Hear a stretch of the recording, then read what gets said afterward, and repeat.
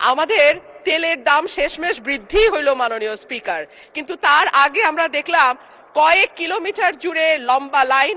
আমরা দেখলাম মাঝরাত পর্যন্ত ড্রাইভাররা দাঁড়িয়ে আছে, তারা তেল পাচ্ছে না, কিন্তু সরকারের সেই ব্যাপারে কোনো হেলদোল নাই। আশ্চর্য হয়ে লক্ষ্য করলাম মাননীয় স্পিকার, মন্ত্রীরা যখন সংসদে বক্তব্য দেন তখন তারা অবলীলায় বলেন বাংলাদেশে জ্বালানির কোনো ঘাটতি নাই, কিন্তু মাননীয় স্পিকার যখন তেল নিতে যায় তখন দেখা যায় 3 কিলোমিটার লম্বা লাইন। মাননীয় স্পিকার, সরকার সম্ভবত কিছু পদক্ষেপ গ্রহণ করবার ঘোষণা দিয়েছে। তার একটা হচ্ছে মার্কেট প্লেস 7টা বাজে বন্ধ করে দেয়া। চমৎকার সিদ্ধান্ত মাননীয় স্পিকার, তবে মনে রাখতে হবে কেনা কাটা বা শপিং যেটুকু হয় সেটুকু সন্ধ্যার পরেই হয়, তার আগে হয় না। 2 হইল অফিস আদালতের সময় বলে পরিবর্তন করবে। 5 দিনের জায়গায় 4 দিন বা 3 দিন তারা কর্মঘণ্টা ঠিক করবে।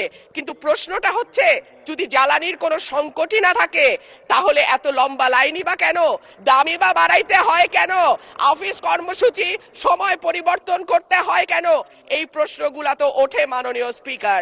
মাননীয় স্পিকার, আপনার মাধ্যমে এই সংসদের কাছে আমি জানতে চাই, জ্বালানি মন্ত্রীরা যখন গণমাধ্যমে কথা বলেন তখন মনে হয় বাংলাদেশে আল্লাহর রহমতে কোনো সংকট নাই।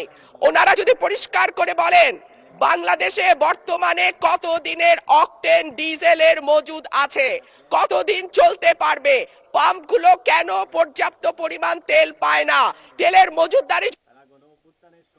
ধন্যবাদ মাননীয় সদস্য। মাননীয় চিফ হুইপ প্লিজ আপনারা বসেন দয়া করে। মাননীয় চিফ হুইপের মাইকটা দেন প্লিজ।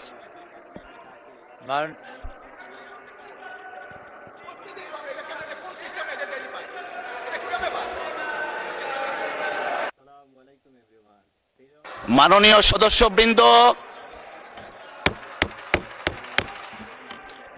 সদস্যবৃন্দ, please let us discipline ourself. মাননীয় চিফ হুইপ আপনি দাঁড়িয়েছিলেন।